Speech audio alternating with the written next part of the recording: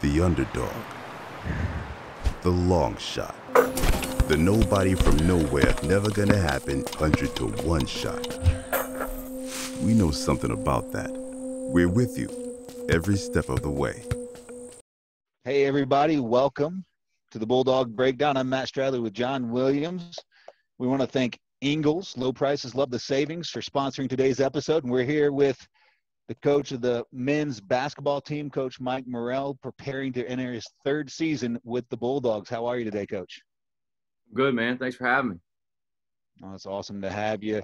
John and I saw such growth in this team from year one to year two. If I put you on the spot and say your favorite thing, the thing that made you the happiest about the growth of the team, what was it?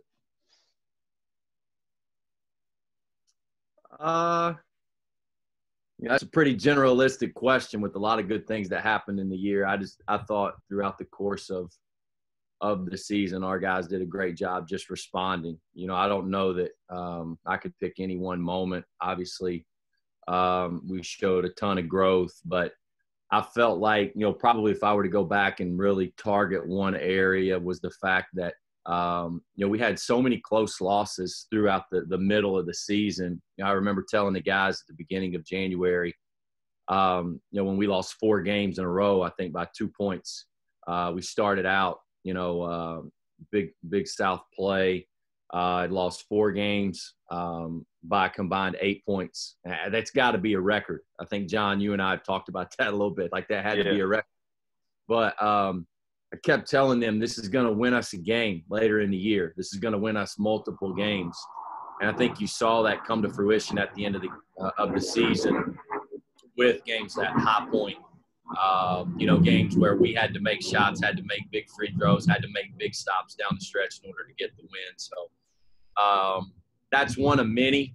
But obviously in a year where as coaches, we won 15 this year, I think we should have won 18, 19. If we would have won 18 or 19, I would have told you we should have won 21 or 22. That's the nature of the beast as a coach, as a competitor. But I was just really proud of our guys because we made a big jump.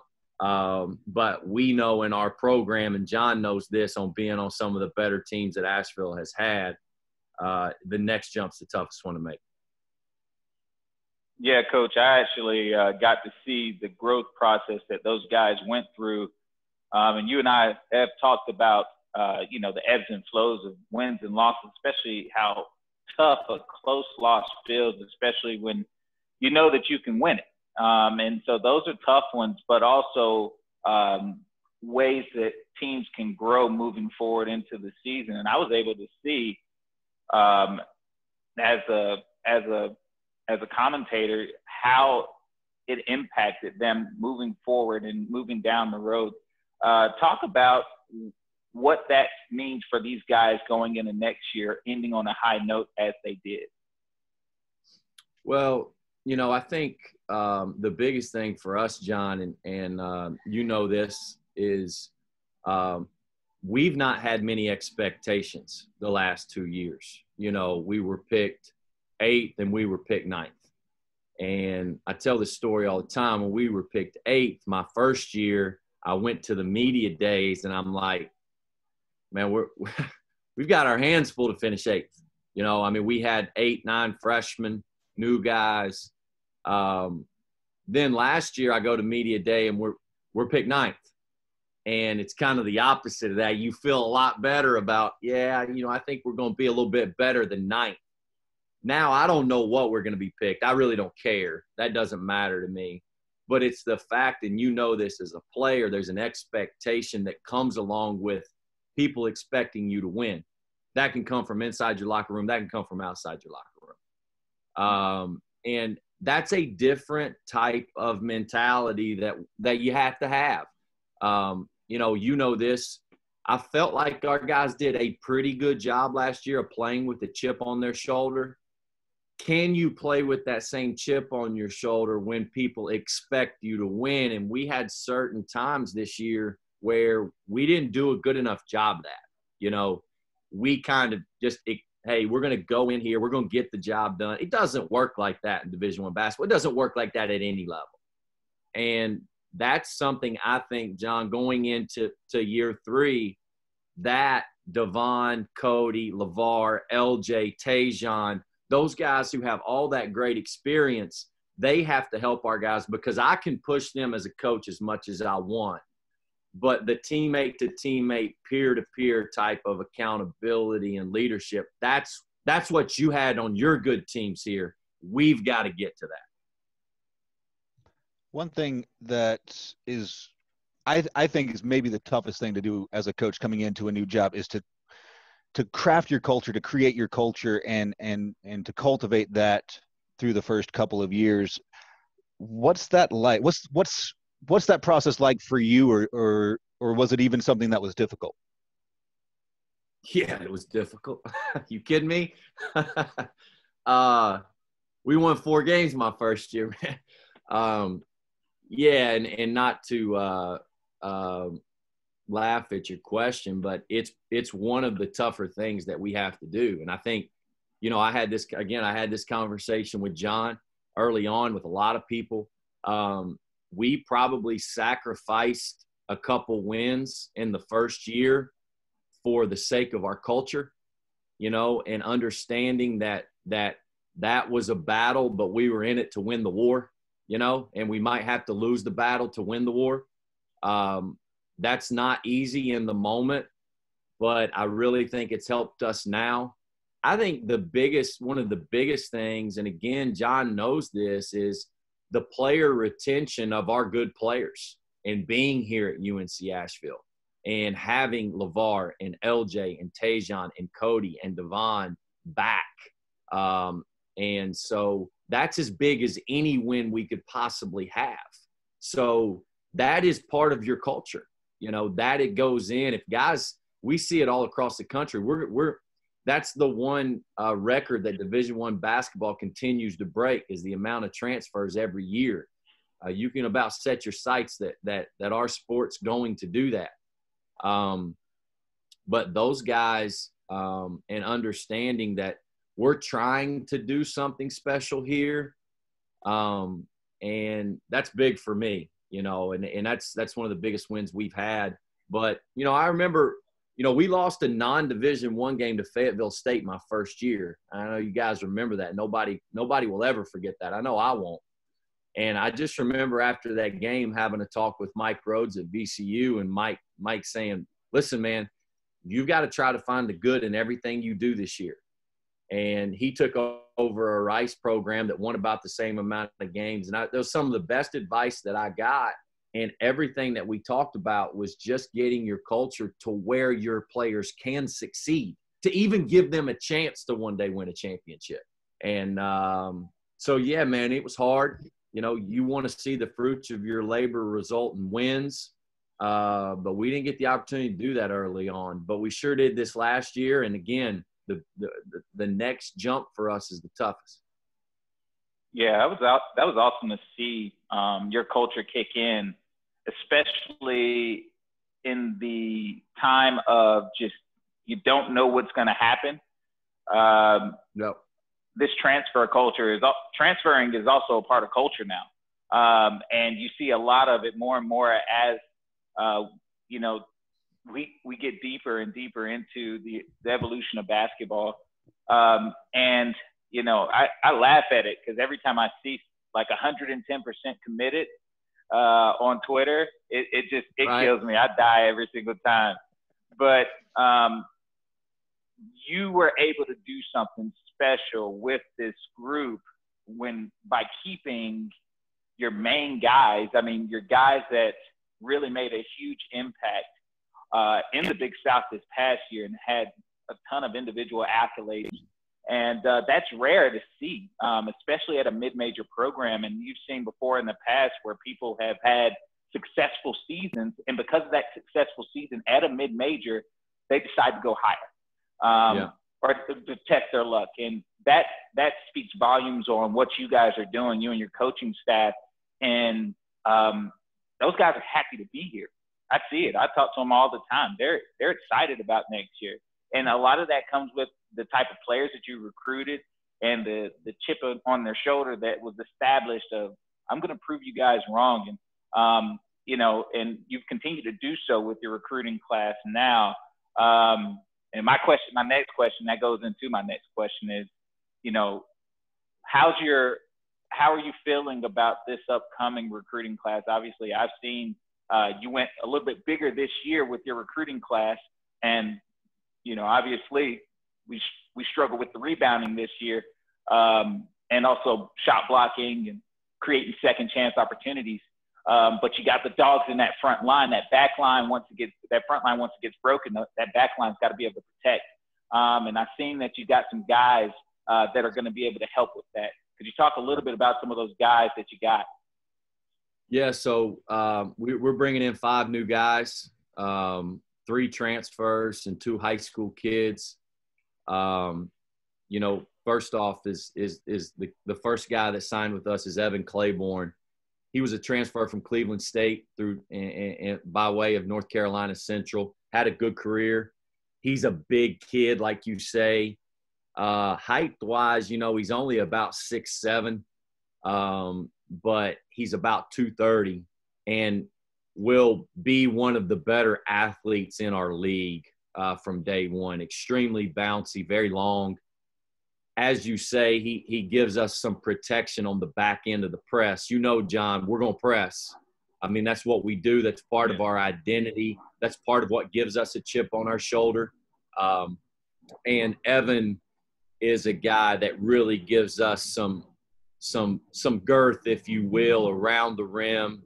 And he's a very good finisher of the basketball. I think you will see us throw a lot more lobs this year. We've got some guys who can really go catch those things. You know, we didn't have as many of those. You know, LeVar and Doc were our guys. Tajon a little bit. LJ Thorpe likes to think he can, but, you know, like I tell him, he's a layup maker. But anyway, you know, Evan's really going to help us there. The other guy that I'm excited about all these guys, but the one that probably people do not know as much about is a kid named BJ McLaurin. He is a Division II transfer from Shawan and had one of the best, you know, freshman years of any player in the country at any level. Averaged, you know, right under 17 points, 11 rebounds a game. And you know, he'll text me all the time. He loves watching film. And, you know, he talked, like you said, we need to clean up the boards a little bit. Well, he's really going to help us there. And you know this, John.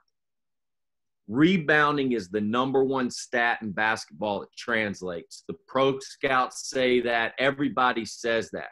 So he's going to be able to rebound the basketball, you know, for us at a high level. He's a really good player, skilled. I'm excited about him. And then we've got a kid who is another transfer. He's actually going to walk on for us, but he was a scholarship player at the University of New Orleans. His name's Raekwon Brown. And Ray is a kid who's going to be a good player here. And I'm really excited about him. He's another one of those players, John, that has an enormous chip on his shoulder from the state of North Carolina, and has sacrificed a lot to be here. And I'm excited about him. The 2 high school kids, B.J. Marable signed with us. He was the only guy that signed with us in the early period back in November. Awesome kid, another 6'8", B.J.'s probably pushing 240. He's a big boy. But you know, as freshmen, those guys don't know what they don't know. You know this, John, no matter how prepared you think you are, freshman level, I mean, that year's tough.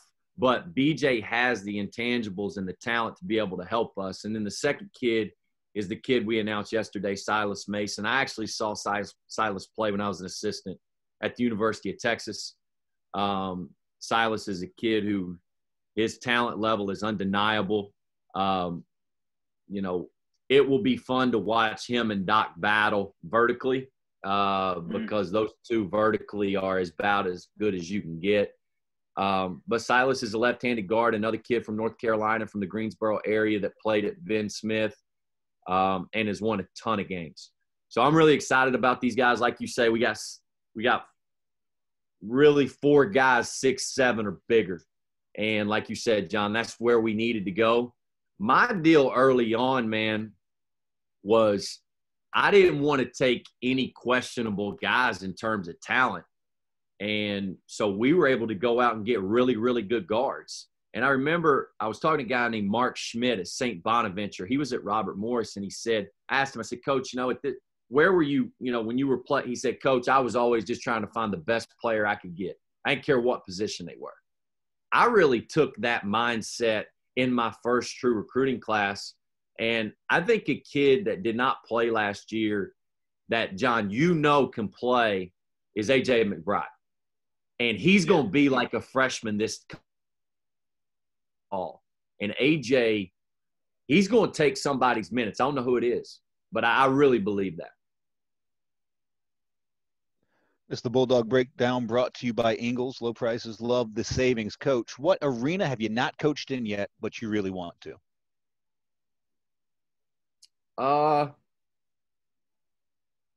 I prefer coaching in my own arena. Let's see. I don't know. I was in the Big 12, the ACC, the A-10. I've not done much out west. That's a good question, man. Let's see. A lot of people talk about the barn at Minnesota. Hinkle. Never been to Hinkle. That's probably more because of the movie Hoosiers. Yeah. So I would say that. Never been to Hinkle. I've passed it on the interstate. But I prefer playing in my own gym. Don't you, John? I would love to see you more.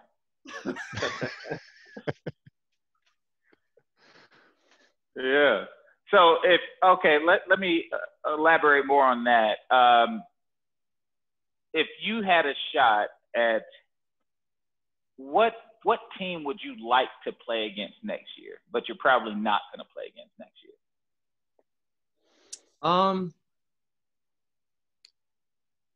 I like to try to challenge our team as much as we can. That's a great question.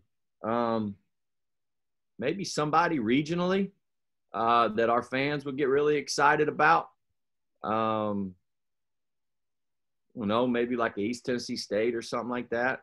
It's a nice little regional rivalry. I love – Carlos Dotson even told me this on the sidelines of the Western Carolina game. He said, this should be a better rivalry than it is. Now, we got to do our part with Western, and we had a great game with those guys last year. But I really enjoy that. Now, they're already on our schedule. I just want meaningful games, man. Meaningful games that people get excited about in your own arena. So, early on, you're trying to navigate your schedule based upon your team. I think where we're at now, there's not many teams we wouldn't play. Yeah. You want to challenge your guys, John. You know that. You love that opportunity to go play in an atmosphere where,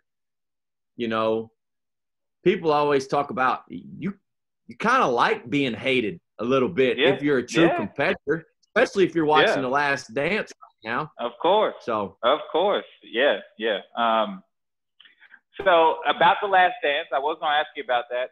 What's been your biggest take on it thus far?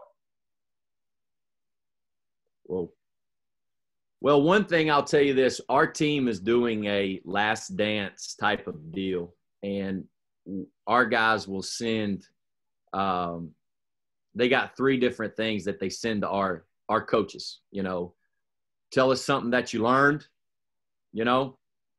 give us something you had absolutely no idea about before that particular episode. Yep.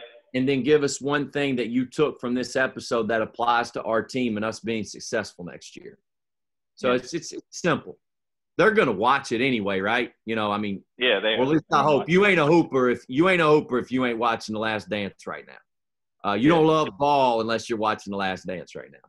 And so of course. The thing I guess that I have taken is you must sacrifice something to get to where you want to go. Whether you're Dennis Rodman, Michael Jordan, Phil Jackson, whoever, there's a price to be paid, right? And that price is either if you're not willing to pay that price on the front end, then you're going to pay it on the back end. So Yeah. is the price of sacrifice early on, if you're not willing to pay that price, well, then you're going to pay the price of regret or the price of the feeling of loss after the fact. And Of course. it's hard in the moment to make that decision. Jordan never had a problem making that decision. Mm-hmm. Some of his teammates obviously did. You know, I think we're going to continue to see more and more of that as this thing goes on. But, you know, a lot of our guys took one thing, like Jordan couldn't beat the Pistons. They couldn't get past the Pistons. And then they go into the offseason, and Steve Kerr basically said, or was it Steve Kerr or John Pax? I can't remember who it was. We didn't even go on vacation. We went straight to the gym, you know, and they were willing to pay that price of sacrifice after, I think that was the second time the Pistons got him in the Game 7. That's probably the thing that I've taken most. And it's not just with Jordan, it's with all those guys, you know, and but mainly Jordan. That's probably the thing I've taken most. And but it's been an absolute blast. Yeah. Yeah. This is the Bulldog Breakdown, brought to you by Ingles Markets. I'm Matt Stradley here with John Williams. We're talking to head men's basketball coach Mike Morrell. Question sent in from a fan asked, now that Jason Witten is a Raider, how excited are you to not have to cheer for the Cowboys? Do you know how many times I get that question? And I have no idea. It's like, come on, man. Like,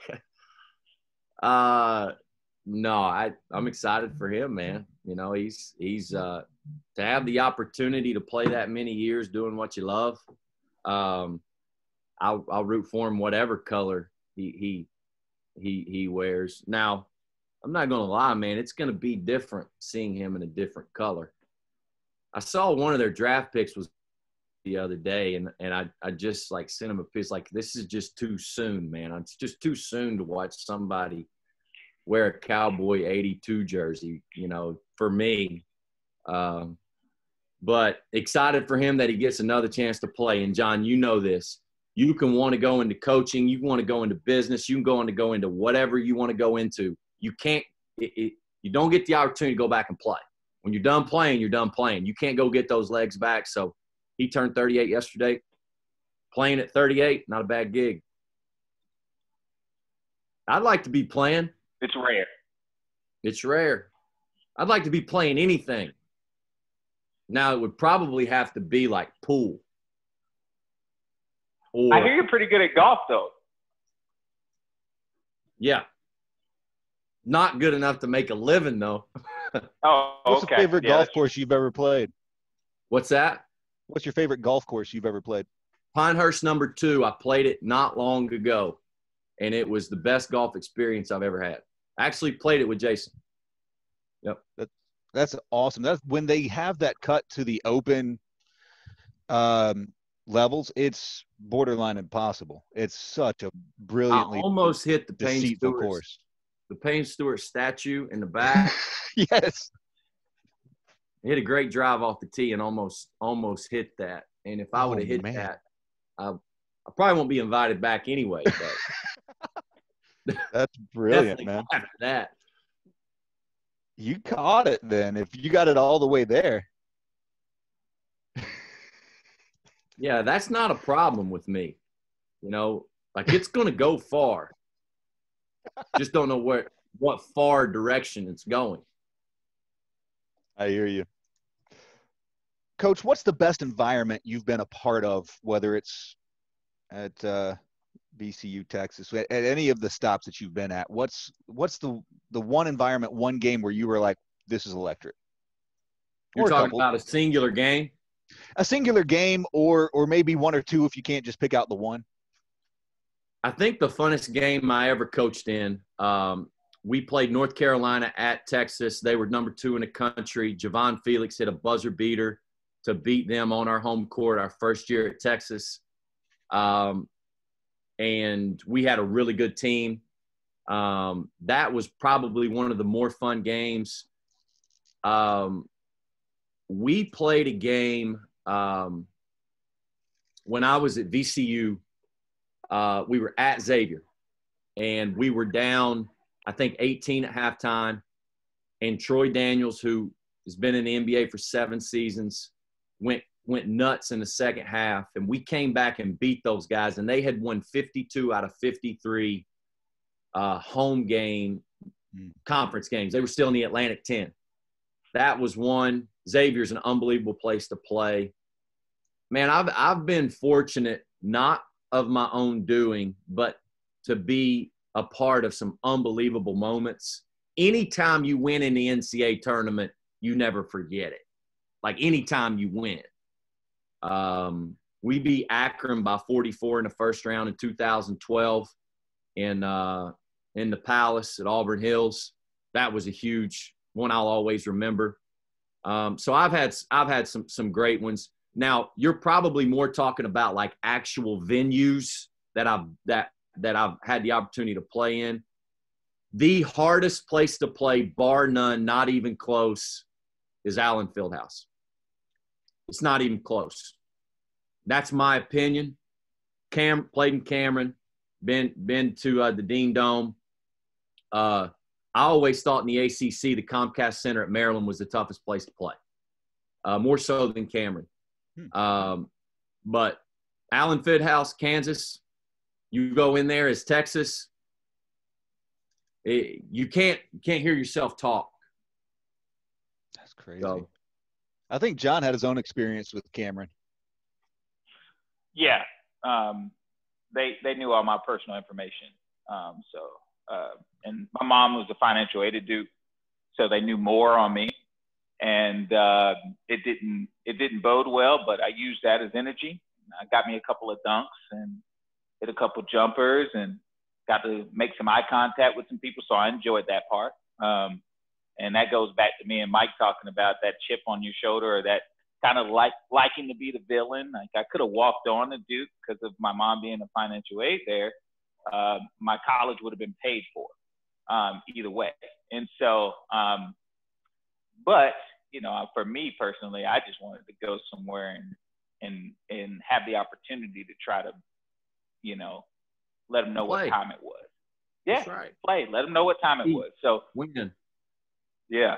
So, but for me, yeah, I enjoyed it, but it was a hostile-esque environment for me being at UNC Asheville.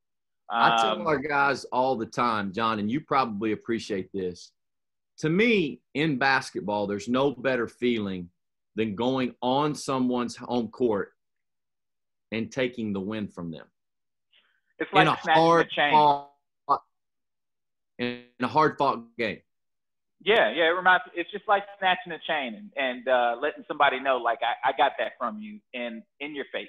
And I really enjoyed that. And a lot of us, especially back in the day, like we were on the road a lot, kind of like you guys were, where you kind of build your identity on the road, where it's saying like you're going in there as that villain, even though everybody wants you to lose, and it starts to become a sense of calm over you every single time you do that. And then you got to adjust to getting back on your home court and having that people voting or rooting for you again. And so those are transitions that a lot of people don't understand or don't get, but you got to get used to again. Yep. But Mike, let me ask you this, all right? And this will tell me a lot about you. I think I know the answer. But what is your all-time favorite basketball movie? Ooh.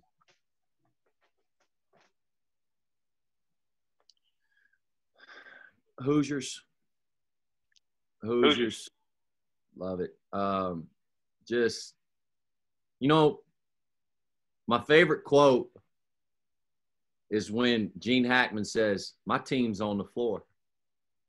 And I just, you know, I mean, to me, like that, Hoosiers is probably my second favorite movie ever. Mm-hmm. And so, yeah, it's Hoosiers. There's a lot. I have a lot that I like, though. But I do think some of these movies, basketball-wise, have gotten maybe a little corny or whatever. Yeah. Like, I really like Glory Road, you know, but Hoosiers. Yeah, see, I narrowed it down. Okay, so I had Hoosiers and I had Blue Chips. for you. Yeah. I felt like it was more blue chips, but I get Hoosiers too. I get Hoosiers too. Yeah. Yeah. Hoosiers. I remember when blue chips came out, it was like I saw it the first day it was out. Yeah. That's like, just because like all the 90s greats were in there, man. I mean, you had Shaq and Penny in there. Nick Nolte actually came to Asheville to watch the Southern Conference tournament to watch the coaches. Oh, yeah. I didn't know that. Wow. I didn't know that either. I probably was at the same – preparing for that movie. Tournament. I used to go to the Southern Conference tournament back in the early 90s. Mm-hmm. So we're going to have to wrap this up as much John. What do you say? This should be an hour-long thing. Why are we only doing this 30 minutes, man? I like those questions. We'll have to bring you back. Yeah. Well, Lord knows I got plenty of time. Yeah, we all got a lot of that. We wrapped up Matt, with Coach Brown. Yeah, man. What do you think about Mike's spirit that he's got coming in? I think it's glorious. I think it's too nice. I think it's glorious. You going to a barber? He's taking good care of it. It looks great. Yeah, That's not a quarantine beard. That's just sculpted. We can't wrap this up. Let me tell you about this barber I found. Okay. All right. He's on the second level of my house. I cut my own hair, and I'm doing such a bang-up job. I might stick with it. You know me. I like to gel it up a little bit, John. Gel in there. It's looking nice, man. I got to tell you, I like it. John, even some of the guys, when I get on the Zoom calls, they're like, Coach, you got lined up. Yeah. I gave a little taper. I got a little taper on the side, on the temple. Ooh, now, the temp. Yeah. Looks sharp. But I'm due. I got my clippers here in Florida. I might give myself a lineup. There you go. Now you got a style to you, man. Like your style's different, all right, compared to all the other coaches that we see when we call those games. And me and Matt had a conversation one time. We were like, why do you think Mike wears those like the business casual shoes? Yeah. But they got the athletic bottom, and I was like, he's a young coach. He's trying to get after it and move. I've seen you a few times either run top speed to the other side of the bench, or I've seen you jump up off the earth. I mean, one time you got up pretty high. I mean, it might have been like a foot off the ground, but a little bit more than that. But says the guy who could put his shoulder on the rim. Only on the weekends, man. See, my theory is if a referee challenged you to one-on-one, you wanted to be ready. Well, here's the deal, man. The first game, this is the honest truth. I wore regular shoes, like dress shoes, and my feet were bleeding. Oh, man. And I've never even went back. So I got a couple pairs, and that's what I stay with. And like, I have to, and John, you know this, like, I'll never forget, LeVar Batts came to me in a game on the road this year, and I really, like, he was like, Coach, you okay? Like, and it was a game that I was going into, and I was like, okay, I'm going to really make for sure with our players that I try to keep them calm. It was a game they were really, really fired up for. And it was that moment that I realized more than any that those guys, I think, in some ways feed off my energy. Now, they've got to be able to go out and still have great energy without me, but they do react and they do understand if I'm not at the level that I need to be. And so I'm going to be me over there. Like, at the end of the day, in 10 years, if somebody looks back and my career's over, I don't know, they ain't going to say I didn't do it the way that I wanted to do it over there. And I love coaching, man. So I think that passion probably shines through. So, but if you've ever watched Shaka, he's the same way. Now, I'm not trying to be him, but in a lot of ways, you are who you worked with and who you worked for. So in our style of play, like, I love it. Yeah, and because you guys play a havoc style of play where you guys are just all over the place, high energy, high passion. You can see it in the guy's face. You can see it in your face. You got to wear the right type of shoes to be able to combat against that.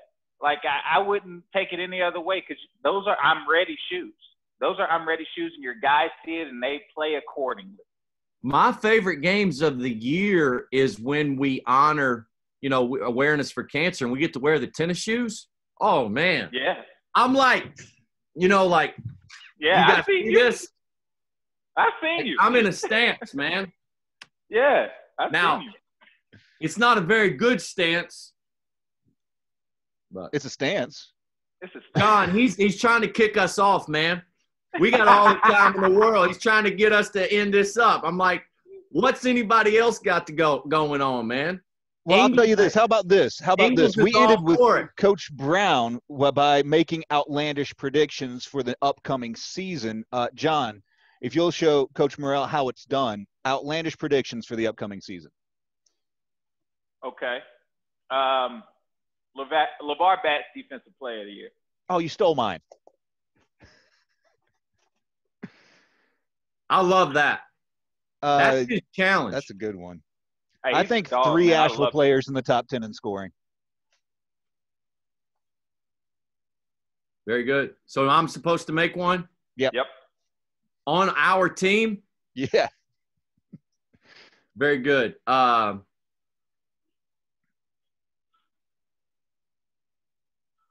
Golly, that's a good one. John, you took mine. He took all of ours. We all had it.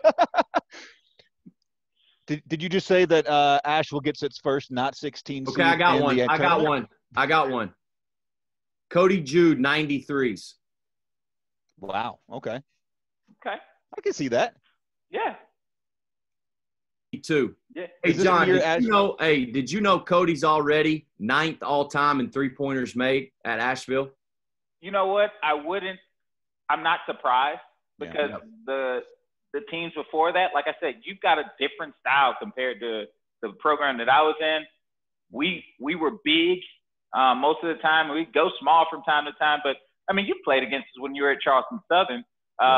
We were low scoring, so you're not seeing a lot of threes. I mean, we were averaging around in the 50s. We were a defensive-minded team, but we were getting to the basket, knocking down the mid-range, and but had the capability of knocking down threes. Yeah.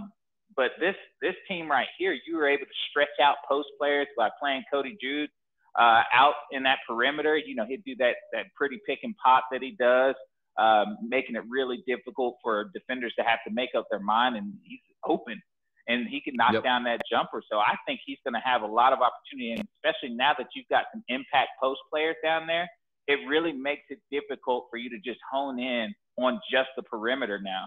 You're going to have to really have your mindset on the perimeter, because you've got downhill players, you've got creators, and then you've got post players that can stretch, but then also post players that can post and dog down there. So, hey, I got one for you. Can we do one more? Of course. Yeah. Favorite player of all time? No, on our team. Favorite player. Matt, you go first, man. So I'm going to go ahead and say I like LJ because he can play legit 4 positions. So if I'm playing 2-on-2, that's my guy. That's who I'm going to go with. That's a good question. First draft pick. But anyway, go ahead, John. Okay. So I love LJ because I think he's one of the most talented players on that team regarding his ability to create. He's just smooth, can play with his back to the basket, but also break you down from the dribble on the perimeter, pull up from the mid-range. He's got pivots, footwork, all that good stuff. But my favorite player is LeVar because he is a dog. Like, I love it. Like, he's picking up full court. He plays with a lot of energy, a lot of passion. And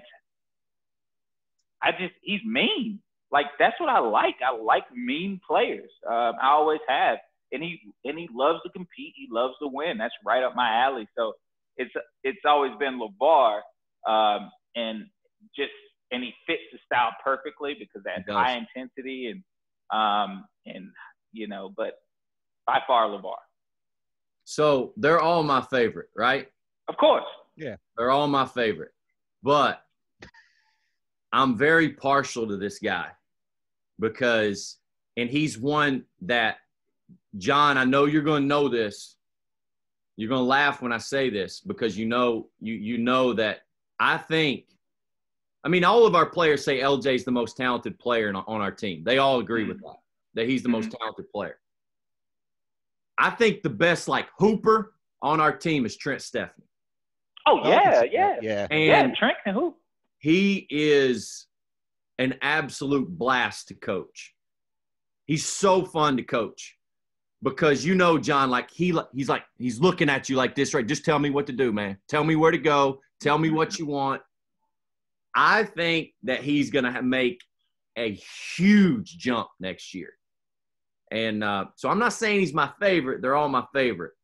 But I think he's probably the most underappreciated player in our program. I'm the most excited about Trent Stepney. But like I said, because of your style of play. LeVar would get in the foul trouble. Yep. Trent would have to come in and have to be that dog. And sometimes he'd do it better as far as making life terrible Think for about those the Charlotte primary game. guards. Think about the game at Charlotte. I mean, he was the best player on the floor in the second half. So I know you're trying to kick us off, man. I know you're trying to. Actually, I got a question for you, Coach. If all the coaching staffs played each other, Asheville wins, right? Clearly in basketball. Yeah. I figured. I knew it was a stupid question, but I just had to hear you say it. Mike V and Woody Taylor. Yeah, Mike V and Woody can go. And so I'm the X factor. So, and Coach Dixon, we're just going to keep him spread over there, okay? Put him at that corner. Put him at that corner for the J-ball. Stay over there, be shot ready. So I'm a pick and pop nightmare now. I'm our Cody Jude. I like that. Hey, what's the difference between Cody Jude and headband Cody Jude? I love when our guys have crazy hair. I think it allows them to be them. So I like headband Cody Jude. So I think he's more intense with the headband. I don't know. He is undeniably, and this probably will surprise a lot of people, but they'll see it more as the year comes on. He's undeniably the best leader on our team. And he knows that now. Green light to how many feet? I literally even kick myself for doing this. Cody can shoot it from anywhere he wants. The guys know that I don't say a word to him. Green light to 94? I trust him enough that if he chucked it from 50 and said, Coach, it was a good look, okay. That's I really believe that with a guy like him, there was one time in his career, it was this year, he was falling out of bounds into my arms and he shot it. And I told him walking over to the next time out, I said, Cody, I didn't really like that one. And I kicked myself for telling him that because it's the only time I've ever told him not to shoot one. John, I don't know if you agree with this or not, but I really believe this. I wasn't a very good player, but for Cody Jude, I'll never tell him he can't shoot that shot. Fire away, buddy. If you like it, let it go, man. Yeah. Like Cody he has proven to be one of those players that can knock down game time shots. I mean, and he's hit some clutch ones in those nail biters. And I pretty much would say that all the home games that we were a part of, they were all it was like it was a rush. We would leave the game sweating. Like, what just happened here? But Cody Jude, like when you're thinking, the Bulldogs might be out of it. And then all of a sudden, Cody, 3. And then we're back in it. And I'm like, what just happened? And they're tough threes. I mean, a speckle of daylight, and he's hitting it. And so at that point, he's earned that right to be able to. I agree. That's the key word. He's earned it. Because you know what, John, you know this. When nobody else comes to practice, and at the end of the day, Cody, Tajon are always out there getting extra reps. So fire away, man. How did nobody pick Tajon as the player they've been impressed with? Because his leap from year 1 to year 2 was nothing short of spectacular. Does he make another leap like that, Mike? Well, I tell him this all the time. I told him this, Mom. From an efficiency standpoint, and I'm going to check this coming up, top 10 in the country in terms of jump efficiently. Top 10 in the country.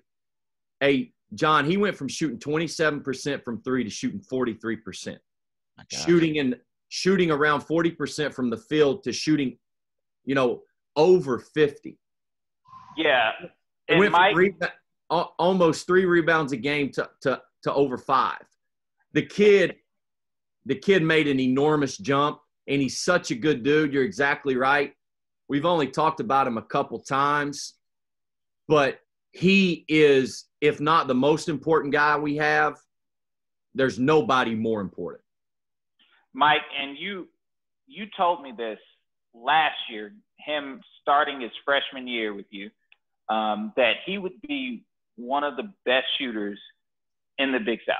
Yep. And going to the end of the season, I was just like, I don't know what Mike's talking about, man.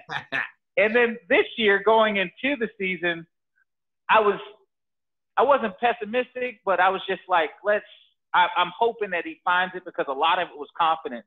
He'd miss shots in the game, and then I'd see him in practice, and I'm like, this cat can shoot. Like, what is it? And so I think it was you showing that confidence in him continuously and letting him know that you believed in him.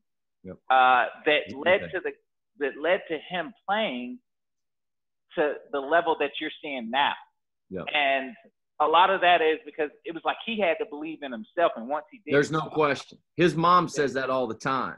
And Shaka had this quality about him, the ability to make them, make them feel like you believe in them more than they really believe in themselves. Troy Daniels, that was the same way with Troy Daniels. I saw so much of him in Tajon. It was crazy. And if without having that experience with Troy at DCU, I don't know that I would have coached Tajon the way that he's been coached here. Now, I have never told him ever to not take a shot. Mm-hmm. He, Devon, and Cody, never. And now I know LeVar and LJ are like, Coach, man, what about us? But they got different games. Yeah. But with Tajon, I think he is as talented as any player in our league. I tell him all the time. He up here in terms of basketball, nobody the best in our program. Mm-hmm. He always knows where to be. If you notice, we're always moving him around to different spots on the floor because he can do it. Yeah. But yeah, 43% from 3. And I'll say this, Tubby Smith, after our second game of Tajon's freshman year, stopped me on the sidelines. And he was like, he literally said, that kid's one of my favorite players in the league. He's going to be a first-team all-league guy. He was right. Yeah. He was right. Yeah, I agree. I agree now. I got good news, guys. We got green lit for doing the next 5 minutes. So they said we can make it into an hour special. So. Oh, nice. Hey, let me make for sure my computer's not going to go dead. Okay. Did he just freeze? Okay. No, I see him. I'm excited for this coming season. Fellas, I got 8%. I'm good to go. That'll walk us through 5 minutes. That's plenty of time. Plenty of time. Coach, one team in the league that you think will be great competition next year? Yeah, I think everybody knows Winthrop's is going into the year is going to be the team to beat. They got so much coming back. They got Valdrin, Burns, and then they've got a great bench. They got some guys that sat out that are really going to help them. Jones, the freshman point guard, who will be a sophomore. I really like their team. I think Hampton's going to be good again. I know they lost Morrow. but they had some guys sitting out that's really going to help them. And then, you know, Gardner-Webb's, I mean, Tim does such a great job down there. They're going to be good again. The entire league, I mean, the job that Dave has done down at Upstate, you know, I mean, he made it. We get a lot of credit for making a huge jump. They made an enormous jump. They made a huge jump. And so, but I think Winthrop probably unanimously will be picked to win our league. They'll get my vote. Now, who are you looking forward to upsetting? If you could if there's an upset in mind. Well, Winthrop. Okay. I mean, you always want to try to beat the best. Now, we've not had very good success against those guys at all. Mm-hmm. But yeah, and I mean, you know, John, that's who we identify as our rival in this league. Yeah. Yeah. Yeah, they were our rival back when we played. That was, I was on the tail end of Greg Marshall leaving. And then I can't remember his name now. Coached after Greg. Randy Pill. Randy, yeah. So, and he led to a couple of more championships after that. And Pat's done a great job there. Great job. Yeah. And they're rightfully going to be picked to win the league. Yeah. Well, you know, that DJ Burns kid, that's who me and Matt talked about a ton. Just great hands, great ability with his back to the basket. Hard to stop once he catches it down there. But also one of the things I liked about him was his ability to recognize the double team, because he's going to get that, and the ability to pass out. And then you also talked about Hampton. We loved, like, the Stanley kid. Yeah, you love all the best players in the league, man. He's a problem, man. He's a problem. He's a problem. So those two that we were, you know, as far as like aside from the Bulldogs, we enjoyed watching those guys as far as their ability to control the paint area. Yeah. So we're going to wrap up the Bulldog breakdown, the 30-minute special, with a bonus 30 minutes. You're welcome. Our sponsor, Ingles Markets, who made this possible. Low prices, love the savings. Ingles Markets, your sponsor of the Bulldog breakdown this week. Coach Morrell, you have the floor for the remaining 1 minute of our time here. What would you like to say to the fans about the past season, about next season, whatever you want to talk about? Well, I just think it was a great year for growth, and I think that goes without saying. But, you know, we have we don't do it without the support. You know, you take a guy like, you know, I'm not saying it because he's on here, but you take a guy like John and, you know, the Jeff Cobles and those guys who came before us. We used to say this at VCU all the time, man. There is a great not only an expectation, but – and it's not a burden, but we have an enormous, cross to bear here at UNC Asheville because of the people that have came before us and the job that they have done. And you walk in our arena, you see that hanging in the rafters. I walked in there the other day to get some stuff out of the office. I just took a picture and sent it to all of our players. Like, make no mistake about it, the expectation is to put another one up there. It's not easy. And Coach Biedenbaugh and Nick, those guys did an unbelievable job here. But we didn't come here to finish fifth. Like, that, yeah, growth is great. You know, not finishing last to going to fifth, 4 wins to 15 wins. We didn't come here to win 15 games, you know.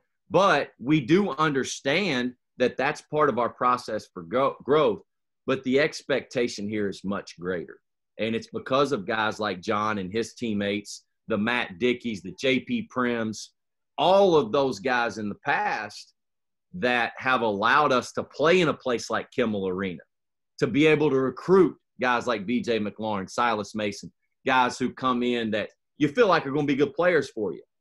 But make no mistake, like, it's a unbelievable opportunity, but the next jump for us is the toughest. And what John and I talked about at the very beginning, now having an expectation to win is much different than nobody believing in you. Now you go out and win, and it's like, oh, Asheville, man, they're turning it around. Well, the next jump's the toughest. Yeah, agreed. All right, Coach. Hey, thank you for joining us on the Bulldog Breakdown, brought to you by Ingalls Markets. Do it again soon. John, next Thursday, man, whether they want us on or not. Hey, we're doing it either way. Either way. I'll be here. Hey, John, Zoom me. Yeah, I got you. Don't call me, Zoom me. No doubt. I got you. We'll see you next time on the Bulldog Breakdown. Thanks, fellas.